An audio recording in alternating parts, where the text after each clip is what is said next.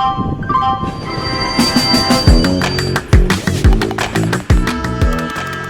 is a podcast by the News Minute, and you are listening to South Central.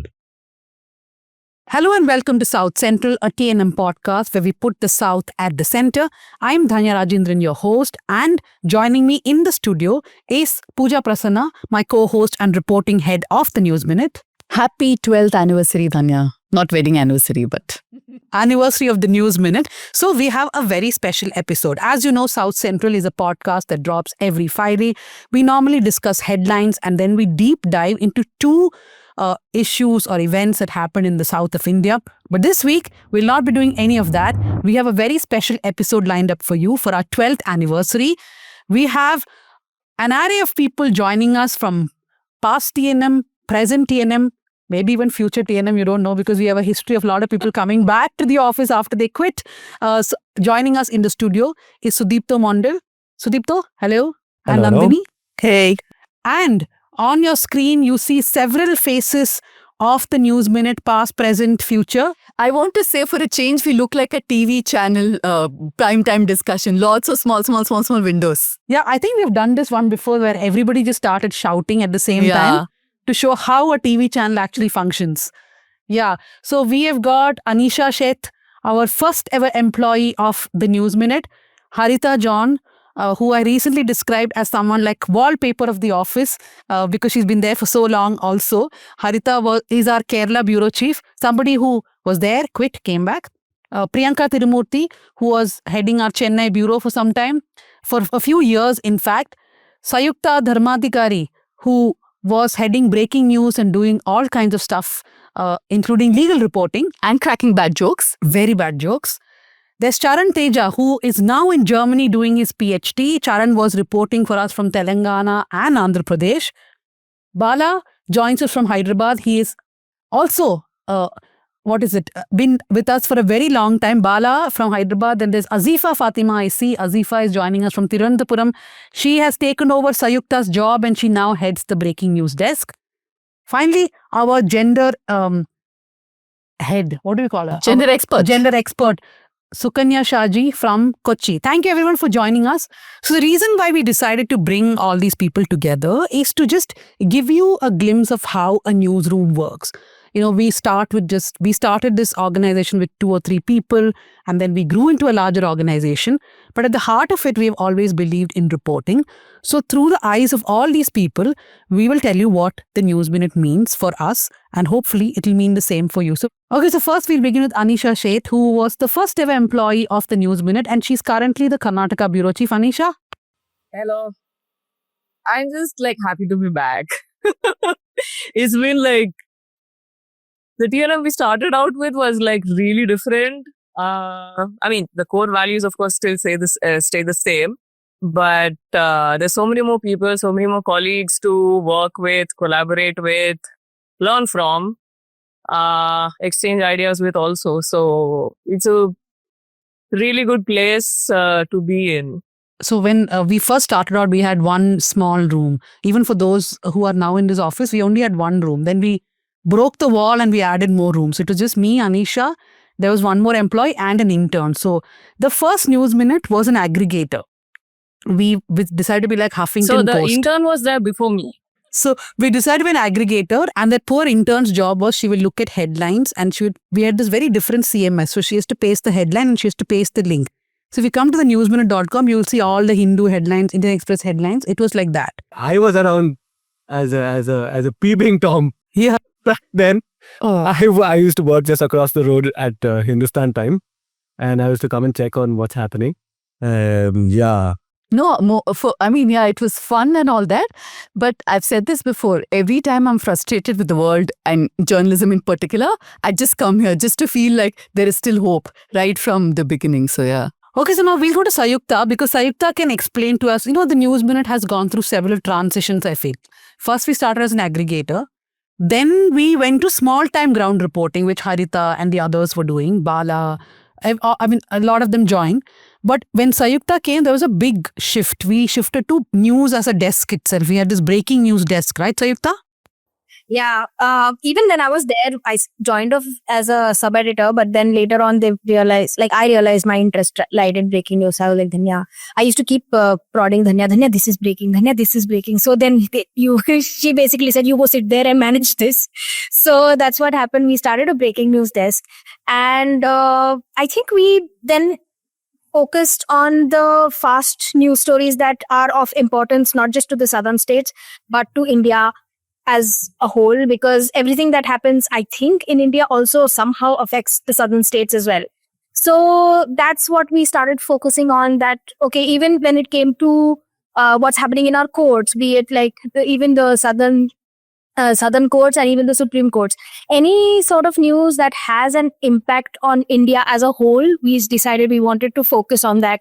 And again, there were like these areas that we wanted to focus on. There was power, like building power accountable. Then there was gender, federalism, crime, politics. So we started branching out into all of these areas, but with a focus on South India as well.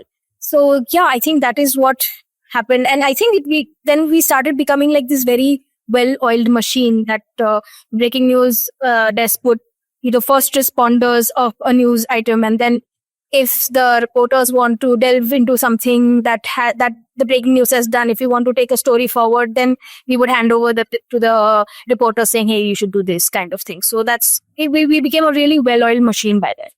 No, I was just trying to say that, breaking news, for those of you who were wondering, I mean, it's not like it was an indiscriminate blast of aggregating everything. The choice of stories which made for breaking news, I think that from there itself, you started distinguishing yourself as an outlet. I was not part of TNM back then, but you knew that a certain kind of story would get a certain kind of play in the News Minute. And it was not like any other news stream that you would have, say, in a channel or even for that matter in a newspaper. It was a very curated, select set of stories which highlighted the South and the South on those gradations of gender, of caste, of different kind of human rights issues. So I think that's what set our breaking news apart. But breaking news also comes with its own danger, right? The danger of breaking news is that you are trying to just put out something really fast and then you can end up getting wrong. So that was, I think, one major challenge. Even as a breaking news desk, it's not about just hearing something and putting it out. We had a layer of confirmation.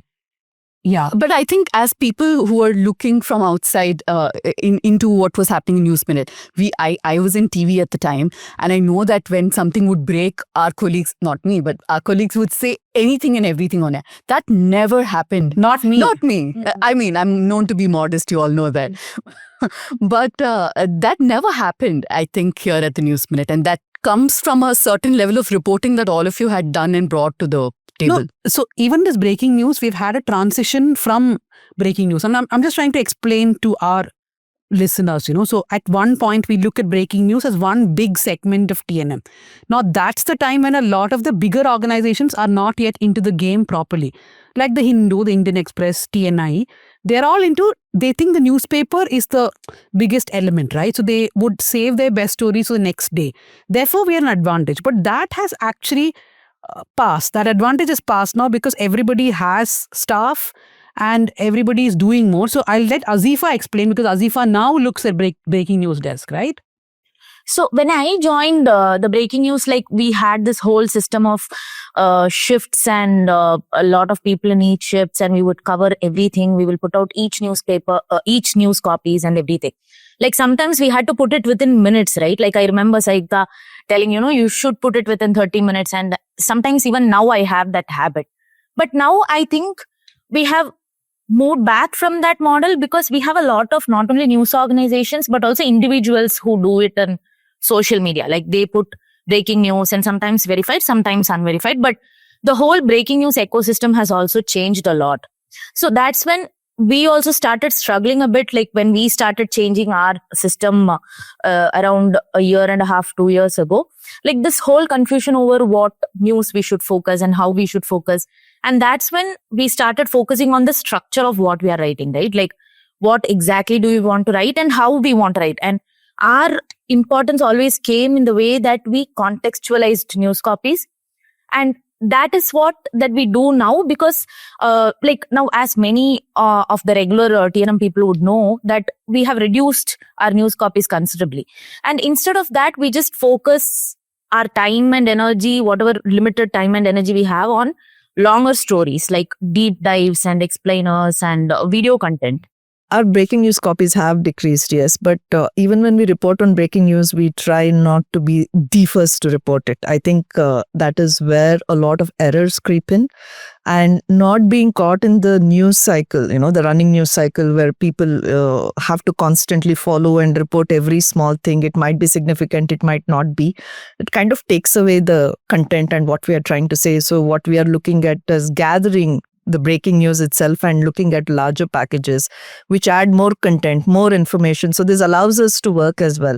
So that's an outcome of the breaking news itself. But the pressure is not there of, you have to be the first to report it.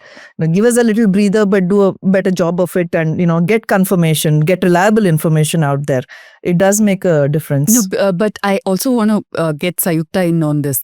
I think you converted something others would see as a weakness, the fact that you don't have so many reporters on the ground. You converted that into your strength, where you wouldn't just rush to cover everything for the sake of it. There was a certain intentionality to what you were doing. You take a minute, you would make the calls that you had to, though you would bring it out fast. And Sayukta, I've seen you do this. You'd get the reporters to quickly make those calls so that whatever we put out can be trusted completely. Was that challenging? Was that tricky? Actually, that is what I wanted to talk about also. Okay, News Minute as an organization, I feel, is very particular about the fact that it wants to put out only facts. And while I was doing breaking news also, I had that responsibility of making sure that at least one element of verification we have in every copy that we used to put out. So be it asking the reporter to make a quick call to just get the policeman to confirm, okay, something like this has happened. Till then, we keep the copy ready. We write everything. And only when we got the sort of confirmation that, okay, this is happening on ground, we used to push it out. And that honestly used to, even if it delayed us for an hour, we used to still be able to then put an angle to the article that would also stand out. So that sort of process was still in place, that facts are, first and foremost, the most important thing. It doesn't matter whether we are first or not. We have to be accurate, but fast.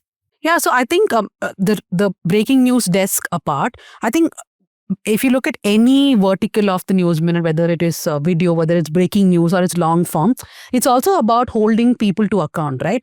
I remember Sudipto was with the Hindu, then Hindustan Times, and he was freelancing.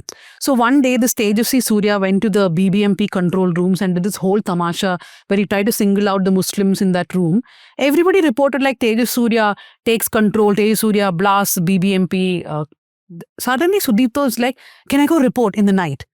And he goes in the night, finds those Muslim young men who really lost their job overnight because of overzealous and bigoted Tejasvi Surya. And I was like, why is this Sudipto freelancing? We should bring him back to a proper job, right? That's how then the talk started. But one thing that Sudipto would keep saying is that it's not enough to just go to a place and then take 2 sound bites of people being sad or people being deprived of their rights, but you have to pinpoint who deprived them of their rights. Why are they sad? Who has to be held responsible? But that strain has always been there, right, Priyanka, of really whatever story that you do, and Priyanka has done a lot of gender stories also from Chennai. It's now that we have 3 men in the Chennai bureau, right? That's the first time. We've always had only women reporters there. Priyanka, how was it? I think as far as the Chennai team was concerned, like we were an all-women team. There was, of course, me, Mansa, Megha, Anjana, all of us reporting. And I think to say that it was the gender lens naturally fell into all of our reportage. It was not fixed, like it was not forced. It was not like Dhanya or anybody had to tell us, look at the gender angle. I think it came naturally from our own lived experiences. And of course, it was also the News Minute's way of doing things, right? We try to look at anything that we see from a gender angle. Like we wouldn't just take any sort of complaints to be fact. We would double check, triple check. There would be times when we would make 4 or 5 calls a day and the desk would be like, where's the copy? But we had to make sure that whatever we're putting out is very accurate. And I think the fact that the team would give us that kind of time and space to do that is something very special. So as far as the Chennai team was concerned, we did very strong gender stories during our time there. One of the stories that really caught our attention was, of course, the Hasini case. This was a time when the entire state was focused on the Jallikattu protests. But I remember Danya called me one day and said, no, you should check out this story that is happening. And I had gone to the area where this had happened. I had done a ground report. And ours was one of the most detailed reports to come out of that particular case. And I would go as far as saying we were able to speak to the neighbors. We were able to get information that a lot of other newspapers and websites completely missed out. And from that point on, we followed this case doggedly and very rigorously.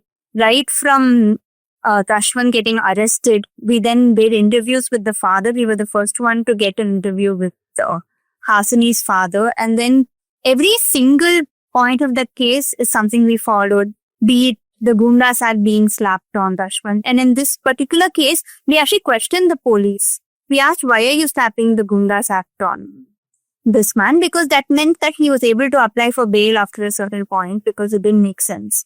Right from there, we followed the case from the trial court, high court, and it kept going on. And I think it's safe to say that our reportage on this case is pretty much unmatched. Okay, so Paul Oman joins us from Hyderabad. I always joke that even if TNM shuts down one day, Paul will live on because there are 2-3 cases we have courtesy Paul, including one criminal defamation. Thank you, Paul, for that. So Paul had done this investigation on an IAS officer. Sudipto, you were one of the editors on that story. No, but Paul, you were also someone who, like Pooja, me, etc., came from TV to a website, right? But even then, that focus of holding somebody accountable, that was a bit more challenging in print. Do you feel so? Firstly, Danya, thank you for having me here. Great to be on a panel with all my ex-colleagues.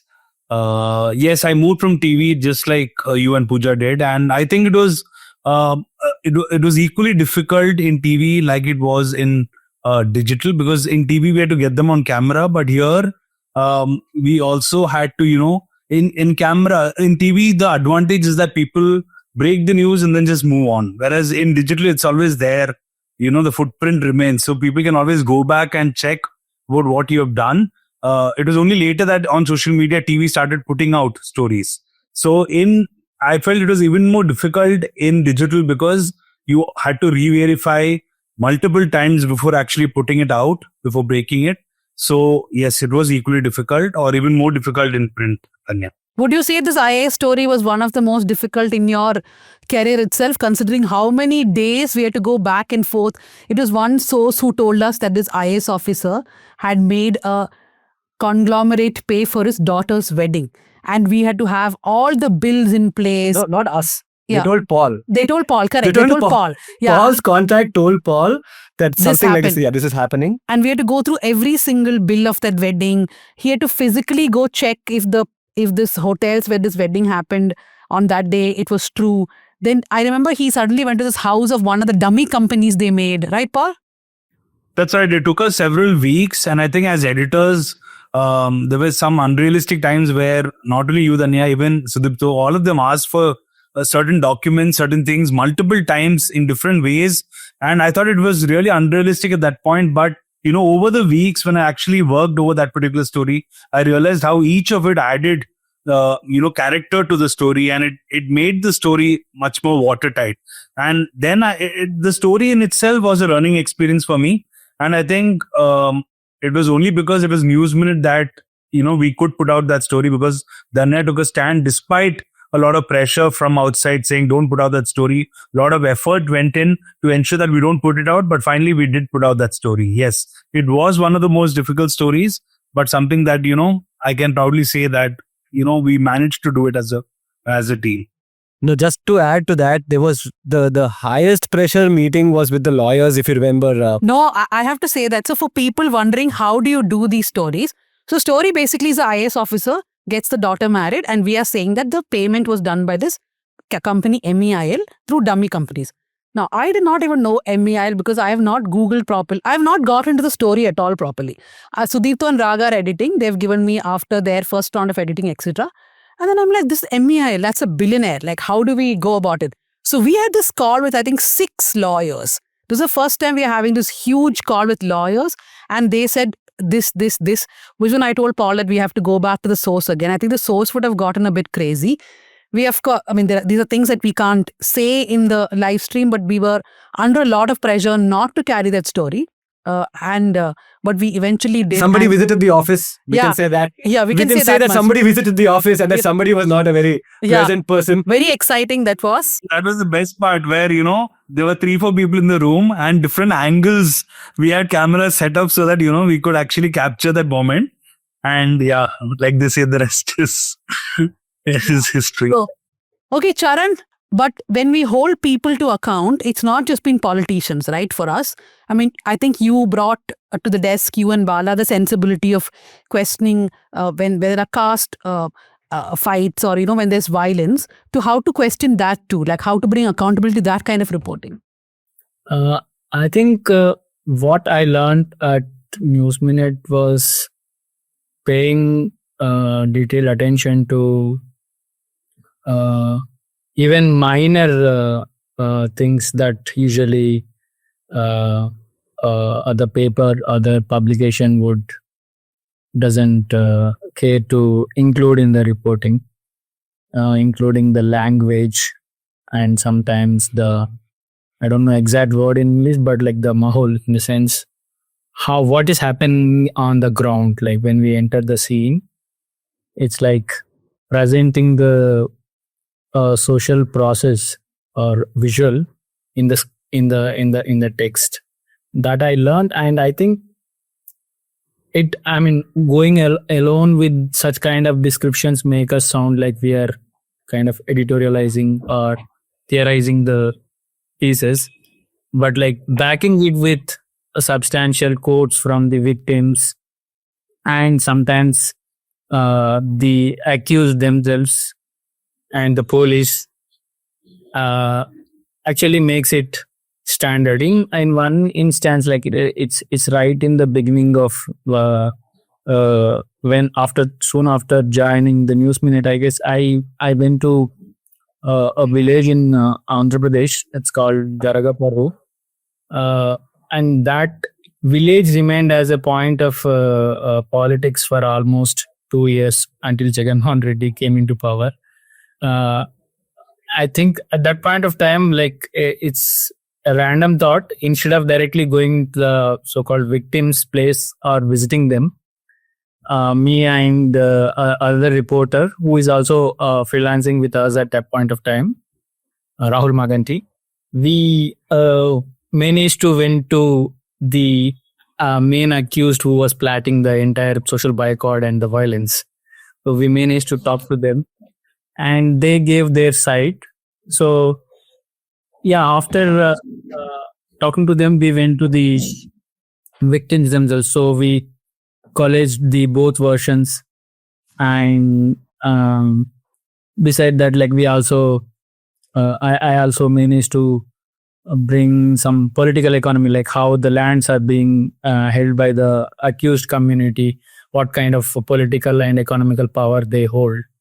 So bringing this kind of although they directly doesn't including the story that is unfolding, but like telling somebody who is like as powerful as like having some 20 acres or 25 acres in a village can give some picture about like how he can control the agriculture or peasant communities around him, and how he can actually ask other peasants or farmers to stop giving work to the laborers.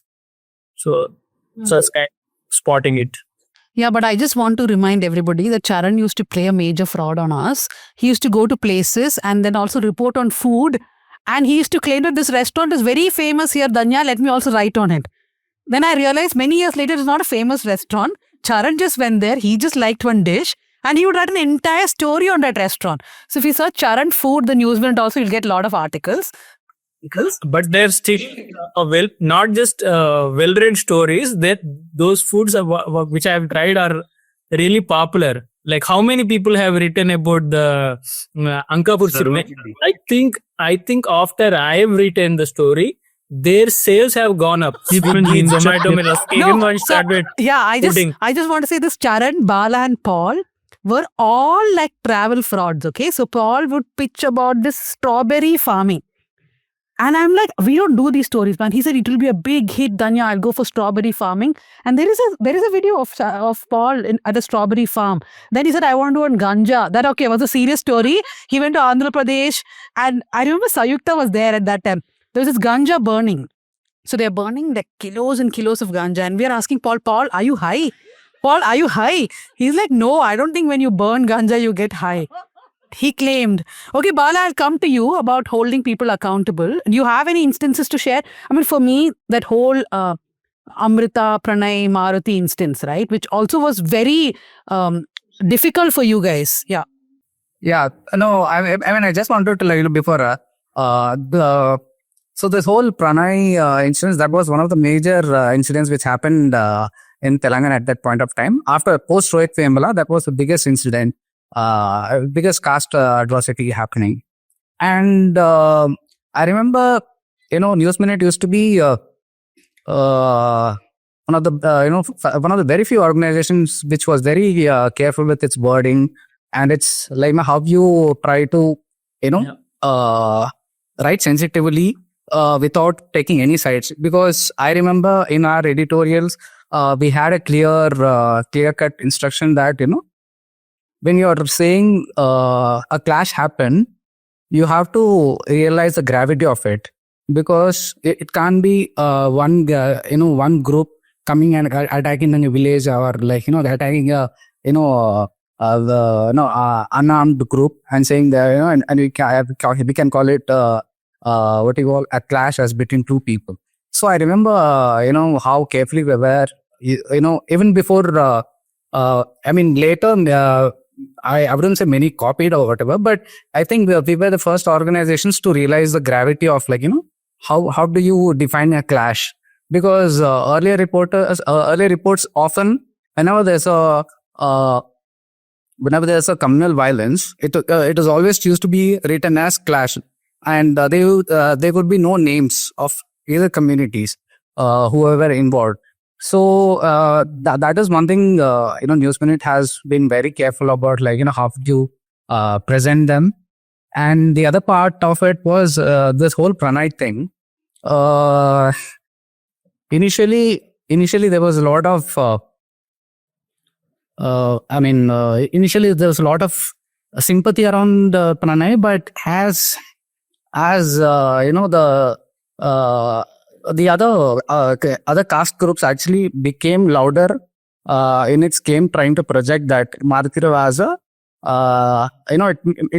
as if it was a subject of honor, where a father did what he had to do, and the father was actually in a sorry state because he was protecting his daughter in their view, and they tried to project Pranay as someone who, it was another case of love jihad in that sense. I mean, in that sense, because they try to project Pranay as someone who's unemployed. But our consistent report proved that, Pranay's background, his father was coming from a well-to-do family. Their income was not at all as these people projected. And in fact, they wanted to, demonize this whole thing, because they said that, at this age, what is their love? How can he love someone? Is this the, are we trying to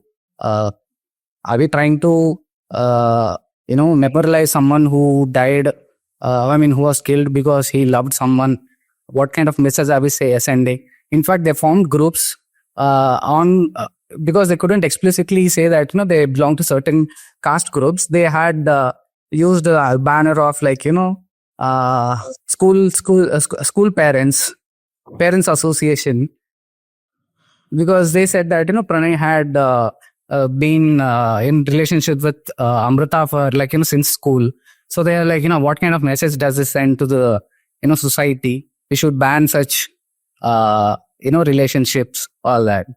So yeah, at that point, News Minute was very careful. Not just in that whole thing,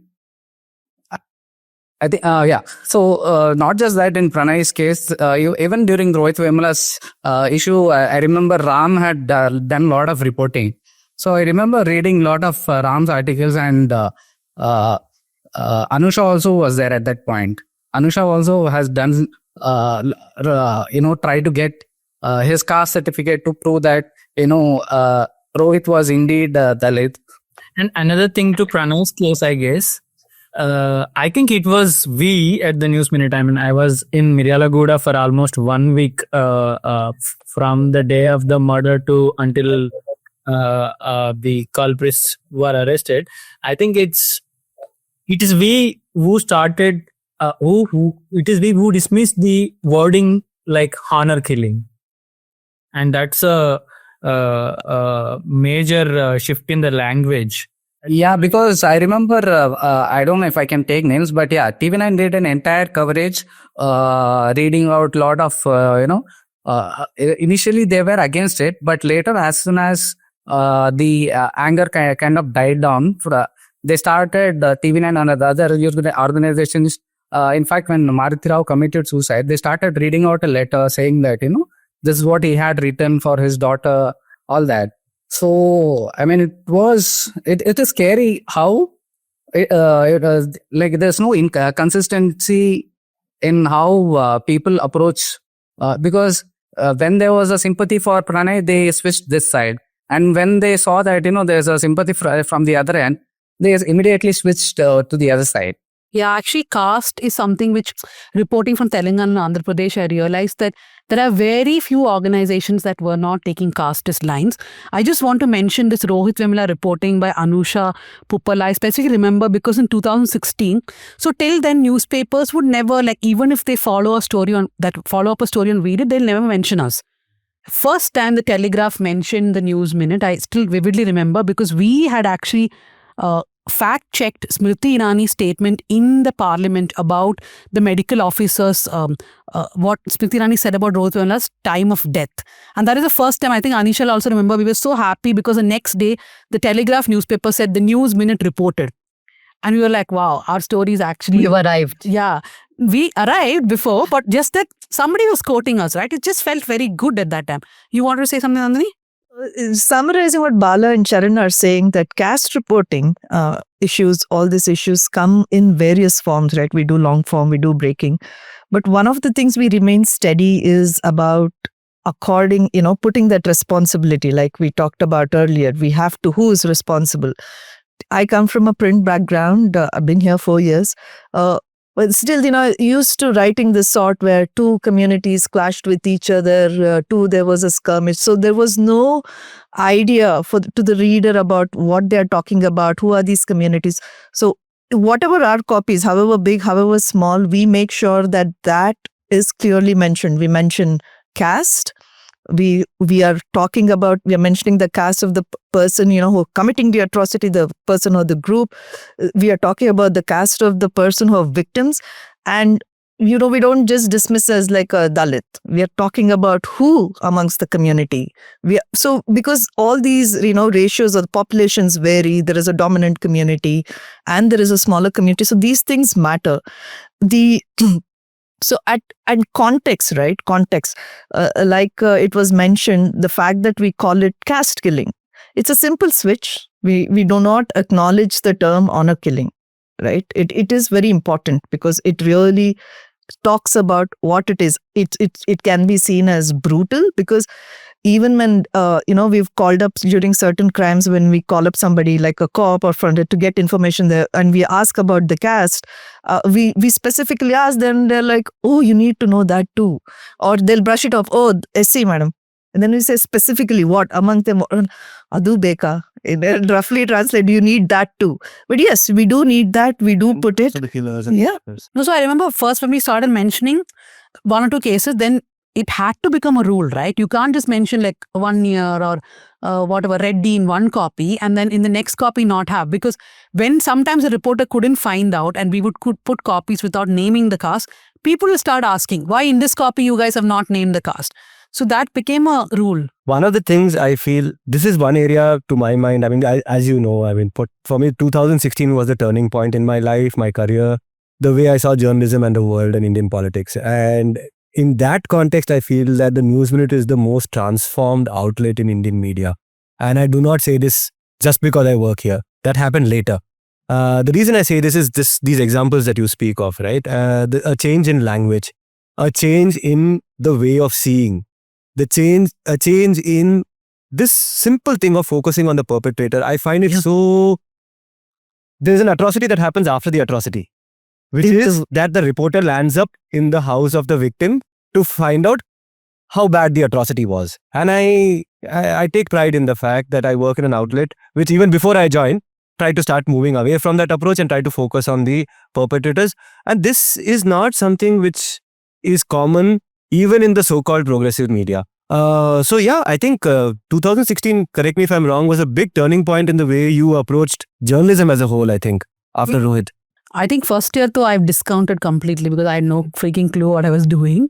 Yeah, slowly, steadily we did. So one thing that Priyanka said when she was speaking is that they did a lot of gender stories, right? So when News Minute first started, I did not think of gender as something we'll pursue, but I always knew that I want to do women and children stories. But that was largely also a lot of stories you covered when you were a reporter in Times. I know, nobody told me I'm a feminist sort of thing, right? I mean, you worked in Times now, you can't technically be a feminist or anything. Can be. But I realized that I was doing a lot of children and women stories. So I was naturally drifting towards them. And then Soumya came in, Ragamalika, Anna, everybody brought in that gender lens. So we have Sukanya now, who's like perhaps looking at the gender angle of it after a lot of people before her really have shaped this whole thing, right, Sukanya? Yes. So for me, it was relatively easier because, like you said, there are so many people like Sanyupta and Raga and Soumya, Geetika, all of these people, Priyanka, they've already set that tone. So it was quite easy for me to understand where the News Minute stands and what sort of direction we have to take in our gender stories. But one thing I want to say is, I also came in with a lot of rage, not towards the work, but inside. Like I came from a place called Feminism in India. So we had, it is, you know what your feministic ideas are, you're still evolving, whatever. But I came in with a lot of rage. And initially, I think one of the first long stories that I did was on single women in India. I said that I felt that single women are not considered as a legal entity. They're not considered as a legitimate entity. They're in transit, sort of waiting to get married, kind of. So their legal rights and their social challenges and all of that. So I did a long story on that. And through that and through the other stories, what I consecutively learned is where to channel this rage. Like everybody else who spoke before me said, how do you hold systems accountable? And I realized why that is so important. It's just not because a lot of times when we see gender stories and atrocity stories, even when we write, we start with how bad the situation is, like how Sudipto said, how much, violence has been inflicted, what is the detail. But then I realized that it cannot be all the time. We can't be saying that because that is what happens. That's the impact of violence. You have to go after who did it. You have to look at their caste. You have to look at their positioning. You have to contextualize it. So that was a great learning for me as to where to channel my rage as a feminist, as a person, and also through my writing and journalistically. That's one aspect of it. Another aspect of it is not just holding power to account, but in the process, I must say, I was learning to hold myself to account. Because reporting on gender stories and just putting it out there is not enough, is what I realized. What you learn when you work in an organization that stresses on going back to people you have spoken to, following up on stories, you really have to care about it. You cannot exist in a place like this if you really don't care about the kind of stories that you do. You can't keep following up if you don't care about it. And caring about a story may not look very glamorous or thrilling, so to say. It may be sitting through court documents. It may be following up those little court updates. It was adjourned today the court didn't take it up, whatever. But I realized that pursuing that and working in an organization like this also means holding yourself and the political beliefs that you think you have to account. So staying true to myself has also been something that I learned here. I must say that. So because twice we've mentioned Raga in this episode and not mentioned and said who it is. Ragamalika used to be one of our main editors, and she, I think, brought in a sense to the newsroom on how to cover LGBTQ community. So I'll let Azifa come in. I remember one of the first stories they did, for which I think we got a Ladli Award also, was, and imagine at that time, no other Indian media had done it, simply to explain terms, right? What is an asexual, an intersex, that directory, which is what our first attempt was. Yeah, Azifa? Yeah. So, like, one of the main thing that, that I got into habit of after working with TNM is that seeing gender not as something binary, right? So Raga was very crucial in that as well. Like, not everything is about just men and women, because our media ecosystem has sort of conditioned us to see things like that. We also tend to do that. But one of the very crucial things that we do in TNM is that we see gender as a spectrum, and in all the stories, in be it policy or accessibility, healthcare access, employment, education, we look at who is this policy imagined for, and is it only assuming that there are two genders, and where do trans persons fit in? What about non-binary people and the larger community at large? Where do they fit in? And we also tend to prioritize the language that we use. For instance, in many copies, we have focused on the headline, how do we frame, especially in crime stories that involve queer persons come in. We tend to ask that question. Many stories we have chucked in, Sayuta also might remember. Many stories we just focus on if it is needed, if the identity of the person is needed in the copy. And that, I think, is a very important thing that we are doing. And in South especially, we have very distinct and local identities the queer communities have, and largely the whole Western context and the argument that's placed again and again in court that LGBTQ is a Western concept. We, in a way, in our reportage has also broken that concept, right? We have put forth the histories and the contexts and the stories behind these people, I feel. So Harita has been just listening to everybody, but like Anisha, one of the oldest people around, and Harita, you've seen all these transitions, right? Harita used to wake up at 7 in the morning to do the breaking news. We had aggregations in the morning, so her shift would be at 7 in the morning. 6 to 8 was the first shift when I came in. People hated being on that except Nitin. I don't even know why we did some of those things that we did, 6 to 8 shift in the morning. Who the hell is reading news at 6 in the morning? I don't know. But we as news people feel like everybody is reading everything. So sometimes I'd go to a movie theater and I'm wondering, these people don't know that there was a blast just now. But can I say something?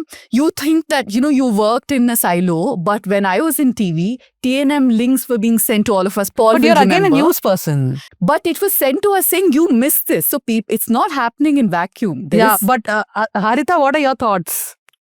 Yeah, actually, I think that initially, as she said, what we were doing, that feel, I get it now, because I woke up at maybe 6:30 in the morning, and before 8 we should file the copies, and even the everyday that cycle, and we have a break in between. That was the first phase. And also initial years we were focused on getting more traffic, that even if we go on, I was more focused on feature stories, human interest stories, which people were interested to read in websites. So that was the initial first 2 years of focus. Then slowly by 2017 we were changing, we were going more in depth, we were moving to long form. So if you're taking gender, so this is something which I learned with TNM, that we should, where the gender is, the inequality in gender in every beat we follow, whether it is politics, whether it is environment, whether it is human rights, migration. So whichever beat I cover, I could see with this angle, which I say, okay, there is an inequality here.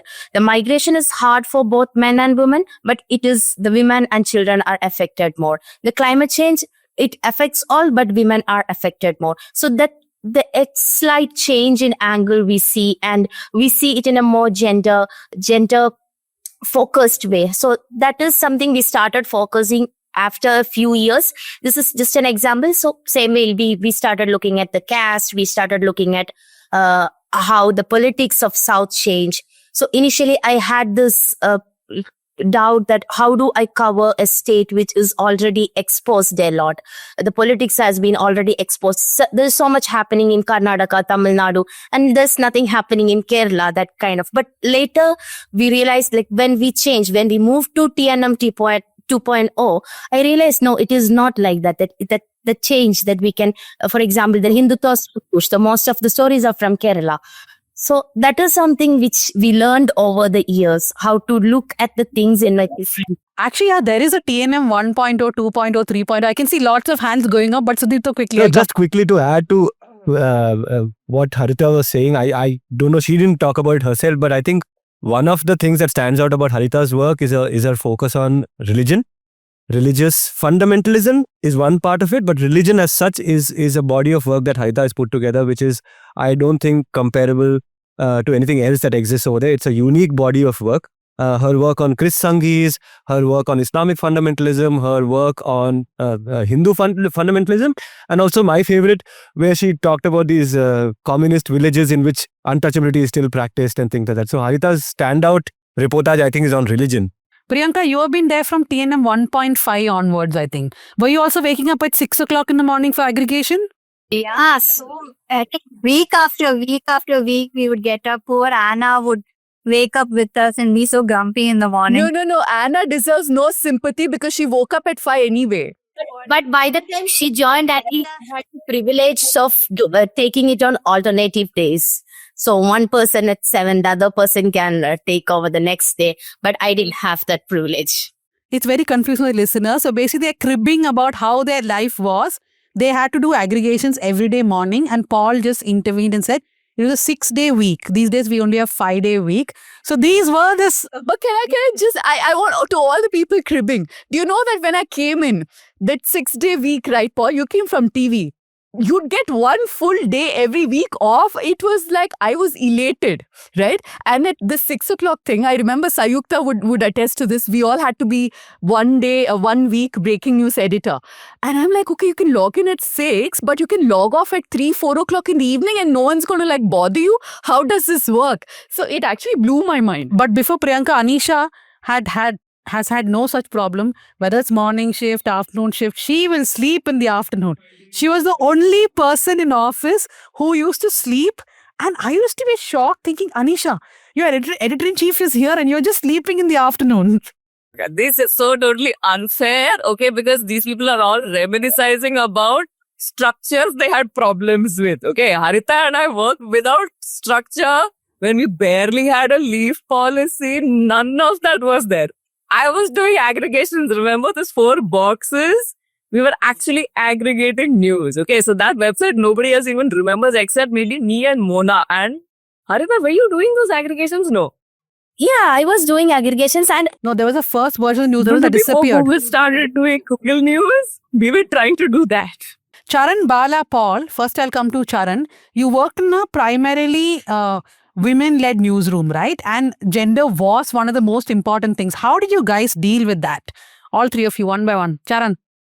I think this is really great experience because it really shaped how you see or how you pursue the story.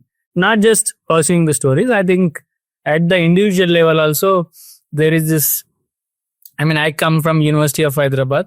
Although I've seen the feminist discourse or gender politics there, but like nothing much engagement was there because of whatever the political reasons. And kind of, to be honest, I think it was subtle discarding tendency, not because it's completely wrong or anything. It's because of this, no, they don't address the caste question. And it's very, very fair. I think I understood this. I mean, I heard this back in the classes, but about the intersection of the caste, gender, class, and all these things. But in a practicality, like in after joining the News Minute and after starting writing reports, I understood the gravity that we can bring in the reports. I think one day in the initial days, I wrote a report in which I quoted exact cuss words that said by a ex-sarpanch to the present Dalit woman sarpanch. And that actually triggered the police officer. And he said, like, he was asking me, who are you? And I said, I'm a reporter. Then show me your identity card. I said, like, if you are telling me what you're going to do or what you have done, I will write. If you're not telling me, I will say that you didn't tell and don't want to tell. And he didn't say. And I wrote it. And next day I called him. He's like, you wrote it. You wrote that I didn't want to tell you. Why should I tell you? And I said, like, yeah, that's what you said. Hey, I just want to make one point, because in relation to what Charan has said about caste, I feel like the Newsminute brought a huge change in gender. We kind of went to war against the word lover. The whole lover kills girlfriend or lover. Jilted lover. Jilted lover. Jilted lover. How can we forget? War against it, and we said we will not use it. I think we pretty much changed how media uses that word. Actually, we did. I remember a lot of other people also followed suit. In fact, now I don't think Times of India also uses those. Yeah, nobody uses it anymore because we went to war against the word and went to war against people who used it also. But I want to tell about my honest experience when I started working under women. Okay. So when I came, I initially didn't know. I mean, I knew that, Danya is my boss, everyone is there. But it was such an overwhelming experience to, be surrounded by women, because it's honestly a very, I think, see, that's I think that's most important for me. I realized, because that's a moment I also much later, I realized this how women must have been feeling to be working under men. Because I'm not trying to draw any parallels, but it's a very, the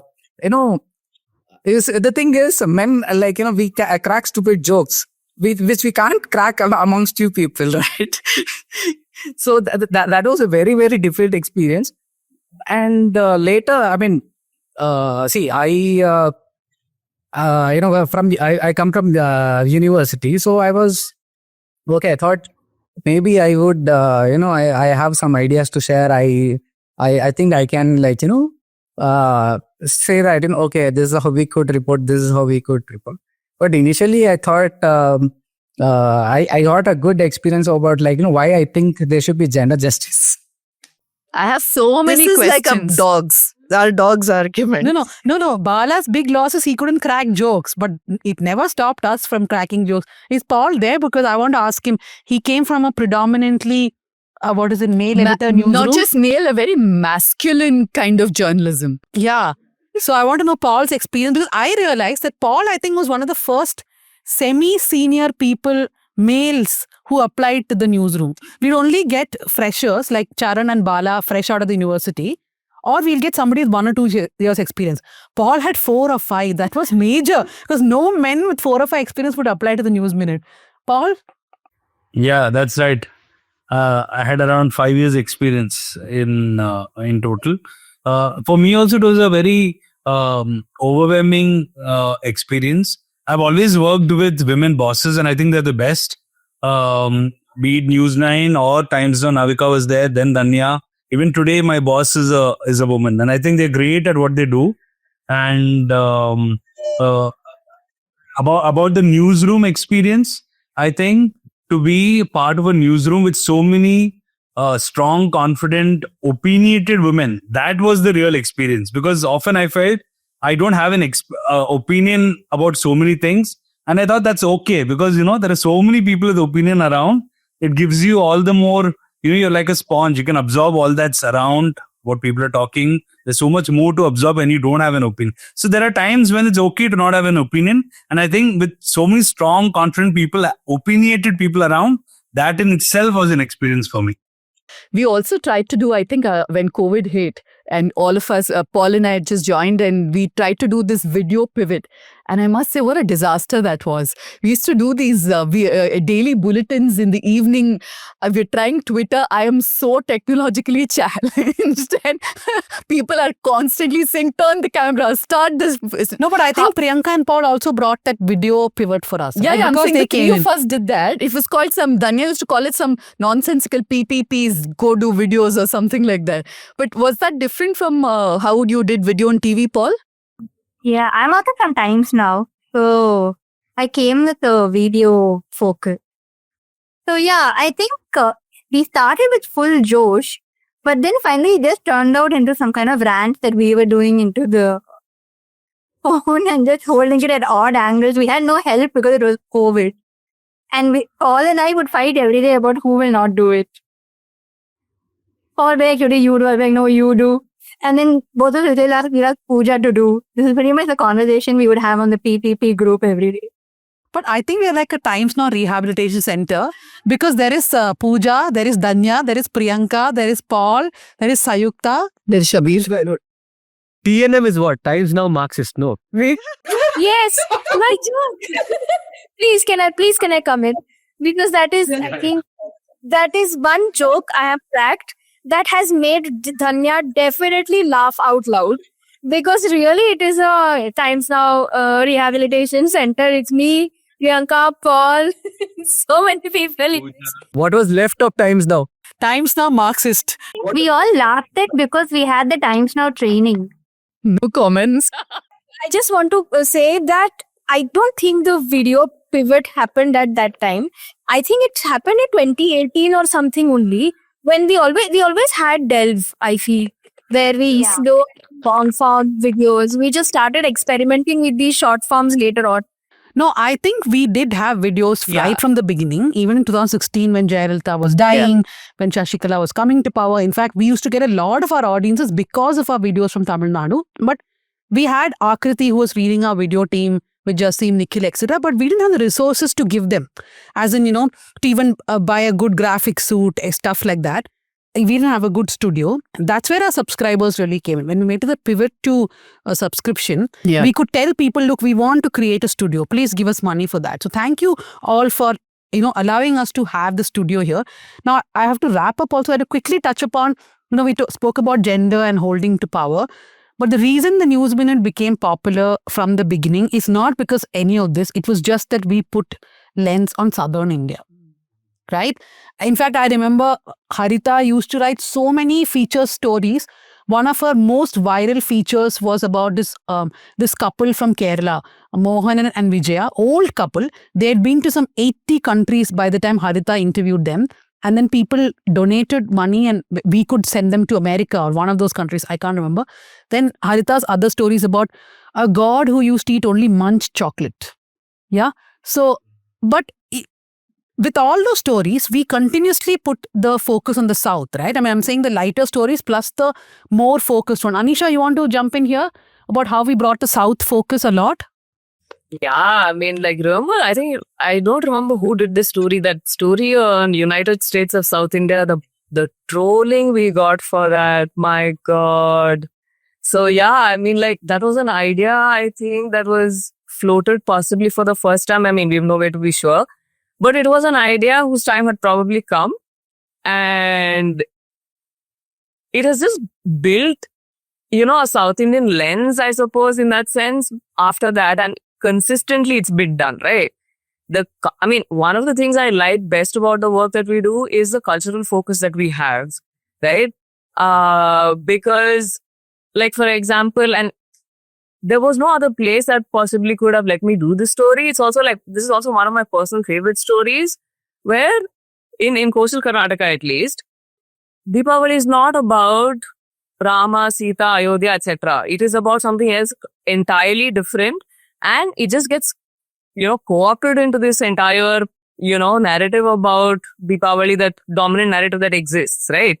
There are so many other cultural stories that we've done from the Telugu states, from Kerala, from Tamil Nadu, and which I think is a good thing to do because cultural stories and stories on religion like Harita's work, people don't take them very seriously. But it is such a crucial part of our lives, and I think helps to bring focus on that from time to time and examine all of where we get our culture from, what its history is, and, capture it also in the present moment in time, right?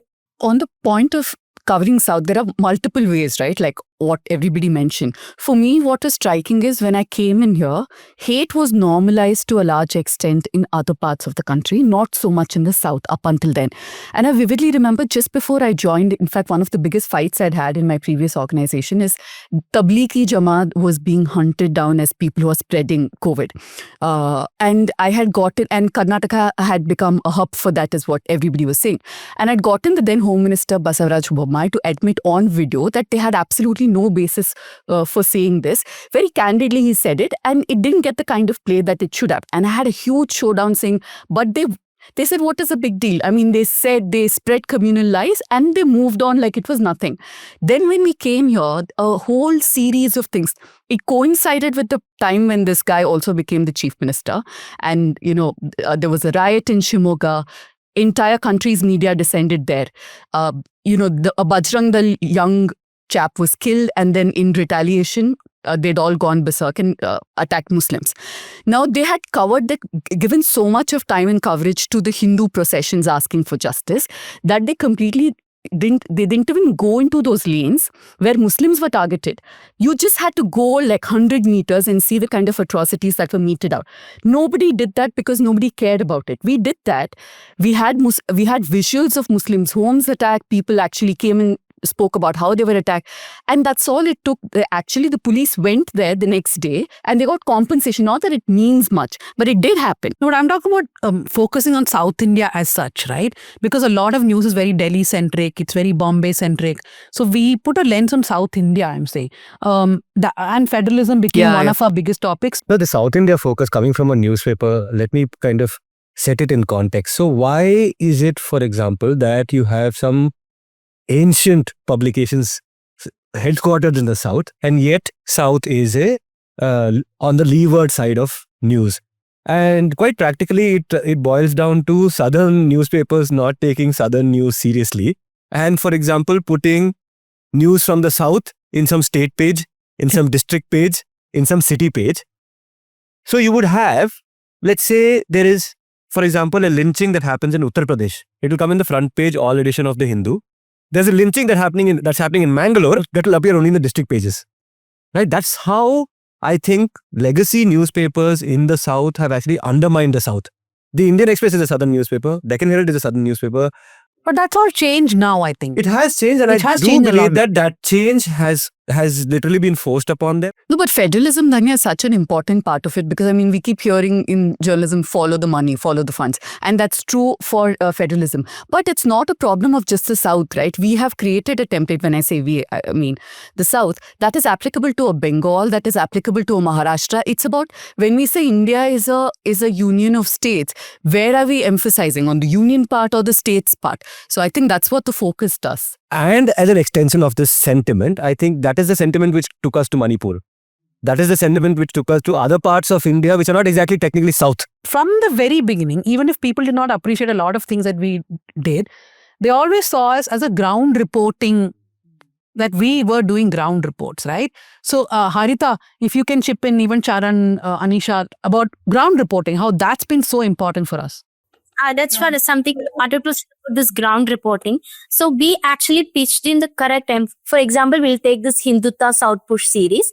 We actually pitched in the correct time where the Hindutva ideology was spreading very, very rampantly in South, and in Kerala it was actually silent too. So it was we who cracked down into that silent movement that was going on the ground, and we who fixed, because all the though we say that it's highly exposed, a lot of media reporting on Kerala, but they just confined to this kind of reporting that, okay, this bishop said this person this said, like all kind of which can create a further more polarization, because they did not get into the root. So we were the ones who got into the root, and we were the ones who cracked down, and we said that, okay, this group of people who entered into the church, actually they did not have any intention. They were just 14-year-old kids. They were just driving their car and they just entered into a church compound by mistake. So we were the one who went into the ground and said that this has got a different angle. It is not what mainstream media said. So that was kind of ground reporting, which was not familiar for many media, which was already reporting from Kerala. So I think that's where we stood out in our series and our kind of reporting. I think adding to that about the catching or tracking the spread of the Hindutva, as we were doing different stories, we were also keeping a look on the sort of, I would say, organic orchestration of the spread of Hindutva through the symbolism like Shivaji statues. I mean, today is Shivaji Jayanti. I think it was we. And later, different organizations have carried out and like presented as if they have invented the phenomena. But that stands out. That story stands out. Like we have characterized it. Not even. Sometimes I have like when I go through some academic journals also, we see some of our reports getting cited when they don't have actual ground research like ethnography or any field-based notes. They quote directly, not as a reference. Like they take that as a ethnographic account and like write the stories. I mean, not just on the communalism, but also on the child marriages, gender neutral hostels, and many more things. I think. To add to that, when we talk about South focus, I feel something very important that TNM has done is also mainstream media flattens South into caricatures. But for us, we have caught on to specific issues in every state, maintaining the cultural, historic character of that state. So every time we talk about an issue from a state, and when we look at it, like for example, if we look at the actress assault case, or if we look at the Hema committee or the whole entertainment industry in Kerala, which we have been following, Kerala is a state where there are these gender conversations. It is a state that has a lot of left roots and everything. So all the conversations that we have is contextualized to that state, which means that you're not flattening out the South into caricatures, which is important. And also these sexual assault cases, especially from the entertainment industry, when it's reported by channels from the North in Delhi or Bombay or whatever, they just amplify the aspect of sensationalism. But we have also looked at it as a labor rights issue, about an issue of workplace harassment, about workplace rights, about what the government is doing, about this industry as a whole and all of that. So that is the good thing that comes out of looking at each state closely, maintaining the character of that state and not flattening it out like that. Honestly, I learned everything about South India through just reading the News Minute reports. When I started off, I used to not, if I didn't understand a topic, I used to just read a previous article about it and read it. And I would understand, okay. And that I feel is a very important nuance that a lot of reporters at the News Minute put in.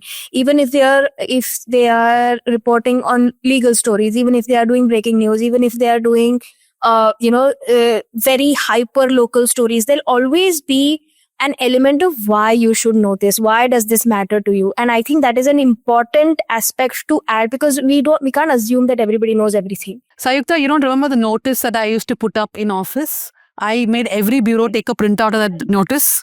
I actually wanted to talk about that. There is like one notice there that whenever you write, I'll just paraphrase it because I don't remember exactly, but it is seared in my head, because whenever you're reporting something, is it relevant to a person sitting in Sikkim? Is it relevant to a person sitting in Kashmir? It is relevant to a NRI living in Dubai. So you have to keep in mind who you are writing for, and that is everybody. So that I think everybody at News Minute really focuses on. So you don't take anybody's knowledge or ignorance for granted, both sides. I mean, like taking off from what everybody has been saying so far, we are South End. I mean, I also used to work in a South Indian news organization, a newspaper, and we are relegated to a page called South, right?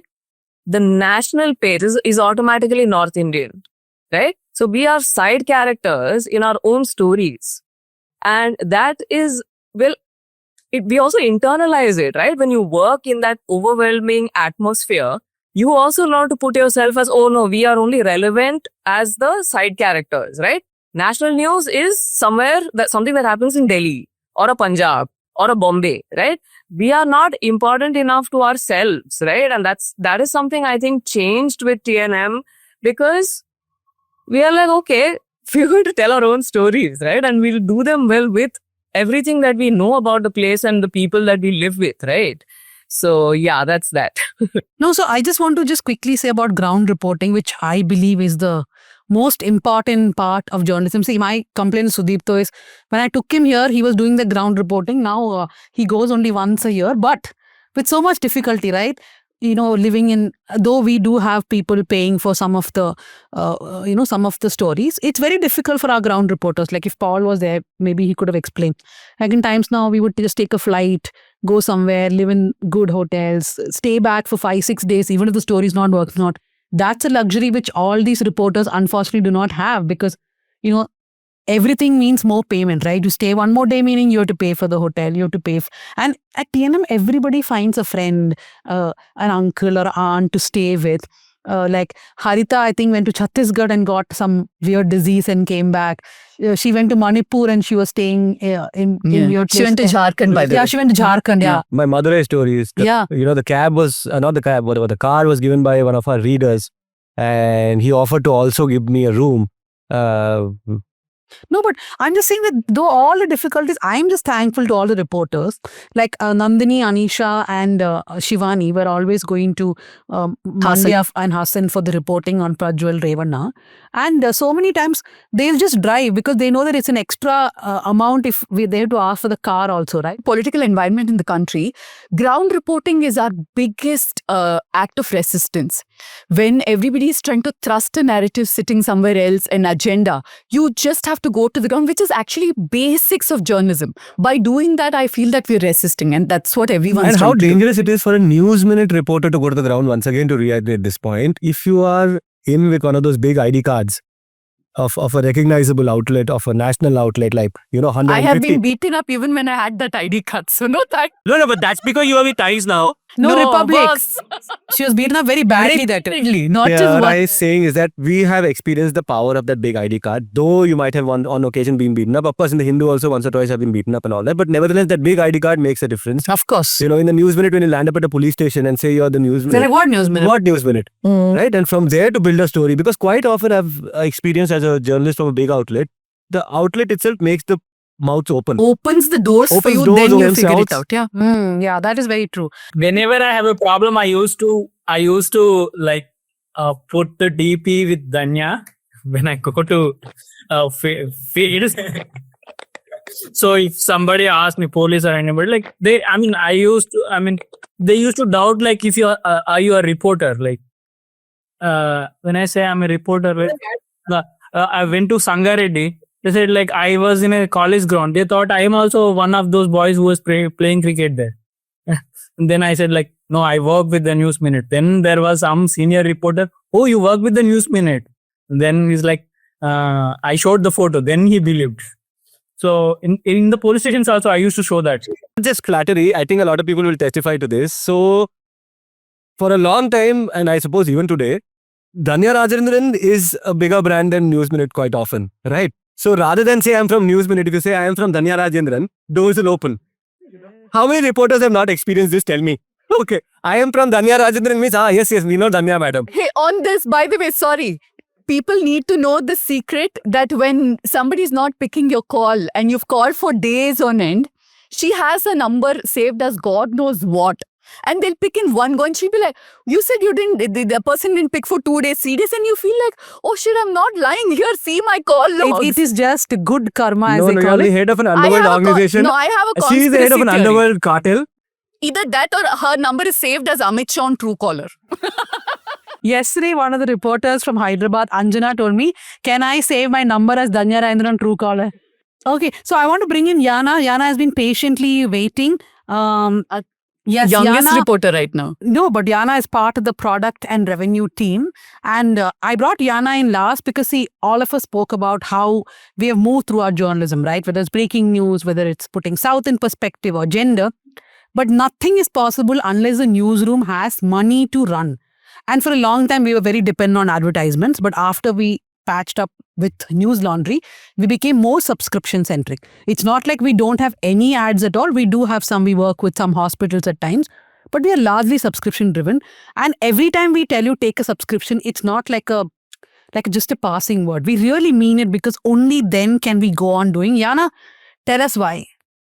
I think it's also, to answer the why, it's also important to understand like where the cost is coming from, right? It's not just that we're going out on reporting. There's ground reporting, yes. Then there's video production. There's so much tech that we use in both communicating with all of our subscribers and even our website itself. So there's a lot of work that goes behind it, and that's where the cost comes from. And I feel like the more independent you are as an organization, the lesser shortcuts you can take in terms of ads or political or corporate influence. So when you remove all of those things from the picture, it's really, really just the readers and their support that, keeps you going. So yeah, please subscribe to the News Minute, because we need it now more than ever. Even if we're able to just add 2,000 subscribers to our community every quarter, every 3 months, it'll really help us move away from that financial vulnerability that we often end up encountering in our work. And it also takes away our anxiety and the pressure that comes on our newsroom and our reporters to do a certain kind of reporting, which we don't want. We want to cover everything that matters, all the stories that need to be reported on. And to have the independence to do that, we need our readers and our subscribers to really pay for the journalism. And yeah, that's really how I can sum it up. So 2,000 is a really large number. In fact, when Yana was telling me she's going to say this number, I told her that's really big, because what people don't actually understand is when you put a good story out, right? Like a really good story, there are sometimes 10 people subscribing, sometimes 20, sometimes 30. Good story can get you 100 to 1,000. That is very rarely, right? For a newspaper like the Hindu or Indian Express, it's much easier to get subscribers because you hit a paywall for every article. Like beyond 5 articles, you can't read these newspapers. So, and that's a necessity. People who want to read news want to read every day, therefore they will pay. For us, it's much more difficult because we are not doing this daily news. So people come to us because they like us or because they want to read something. But when we say 2,000 subscribers in a quarter, it actually does not happen. Imagine if we get 10 people to sign up a day, that's 300. That's 900 in a quarter. That itself is a big deal, because a lot of Indian news consumers don't pay for news at all. And even if they do pay, it's understandable, right? They want to pay for a big newspaper. So 12th anniversary, maybe if you have liked our work over the last so many years, dozen years, I didn't even hide my grace this time, then do pay for the subscription. Yes, Sudipto? I would look at it as a balanced diet. All of that you get from these newspapers and big outlets is a lot of carbs. Okay, carbs are important. Okay, but you need protein, you need meat, you need something, which You need nutrition. You need nutrition for your brain. And if you're wondering why, if I can get all my news from Putin to whatever, Revant Reddy in one newspaper, why should I subscribe to the News Minute? The answer simply is you will just get that much. One Putin, one Revant Reddy without any meat in it. So if you want that extra nutrition, I think that's the reason you should subscribe to an extra outlet. It's like the judgment and the stenographer taking it down. What do you want? Yana, you know who to recruit in the product and revenue team now. Sudipto Mondal. Please immediately recruit. Yeah, Anisha, last word from the first employee. Subscribe to the News Minute for soul food. Thank you very much, everyone, for joining us. Like Charan, for example, has come from Germany. So thank you very much. Our other people who were supposed to join didn't come because of time difference, and we're going to take it up with them. Anna from California, Prajwal from New York, excellent. Prajwal, in fact, messaged me saying, I just woke up, but I have to run. That, I think, is also a good measure of what kind of journalism we have done, because a lot of our alumni, can I call them that, Tanya? A lot of our alumni have actually... Alumni come back? I hope they do. I hope we can afford to get them back one day. But the thing is that a lot of people who are now in academia doing research and things like that, their credentials were actually built with their portfolios in the News Minute, the kind of reportage they did. You have Charan, you have Prajwal, Geetika Mantri. Who else, Dhanya? You want to name a few?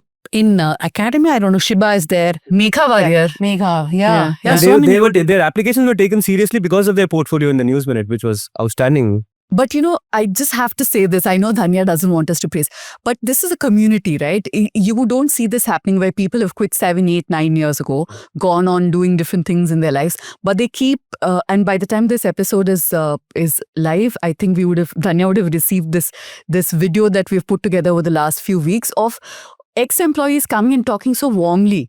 And it is a community not just of people who worked here, but also of people who've contributed in different ways. Subscribers who've written for us, subscriber who've paid for us, who've seen you for the last 12 years. So I keep was the community messaging growing. everybody saying, stop praising, stop praising. I know, but it's so hard. That's not happening, I think. But I must say, Dhanya's not asked us to praise. This is all In very fact, I was telling voluntary. Sayukta, stop praising, and she's like, sorry, I did again. Yeah.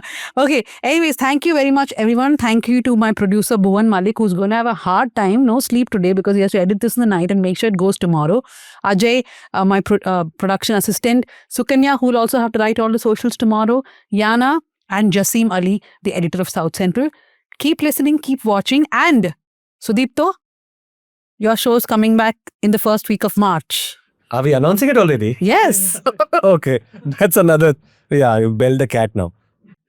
Okay, so watch Sudipto's show again from March.